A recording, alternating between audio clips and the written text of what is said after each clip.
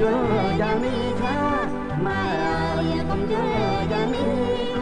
មានកូនទៅម្ដងមានប្រាក់អូយយកប្រាំងជាធំខ្ញុំស្នេហ៍កូនម៉ែព្រះគុណមិនធន់ដូចជាមិនជក់ជឿចិត្តខ្ញុំមិនកុហកស្នេហ៍ដូចខ្ញុំទ្រង់មានគូទីពីរអើយកុំយល់យ៉ាងនេះថាម៉ែអើយកុំយល់យ៉ាងនេះ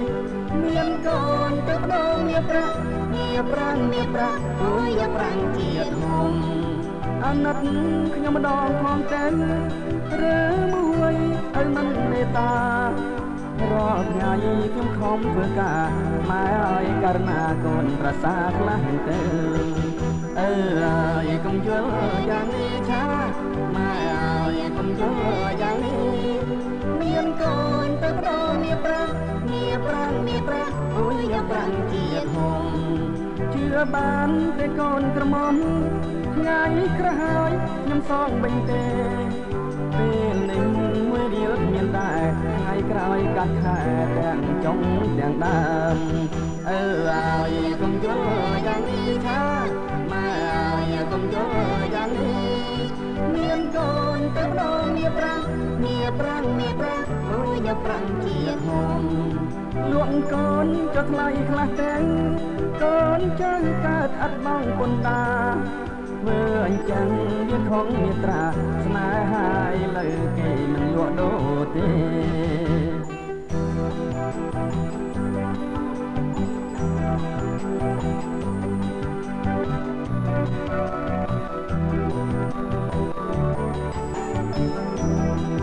អាណិត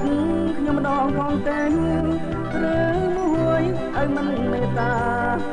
រាល់ថ្ងៃខ្ញុំខំធ្វើការម៉ែឲ្យករណាកូនប្រសាខ្លះទៅឲ្យកុំយល់យ៉ាងនេះថាម៉ែឲ្យកុំយល់យ៉ាងនេះមានកូនទៅម្ដងមានប្រាក់អូយយកប្រាំងជាធំជឿបានតែកូនក្រមុំថ្ងៃក្រោយខ្ញុំសងវិញទេពេលនេះមួយរៀលមានដែរថ្ងៃក្រោយកាត់ខែទាំងចុងទាំងដើមឲ្យកុំយល់យ៉ាងនេះថាម៉ែឲ្យកុំយល់យ៉ាងនេះមានកូនទៅម្ដងមានប្រាក់អូយយកប្រាំងជាធំលក់កូនចុះថ្លៃខ្លះទៅកូនចេះកើតអត់បងពុនតាធ្វើអញ្ចឹងវាខំមេត្រា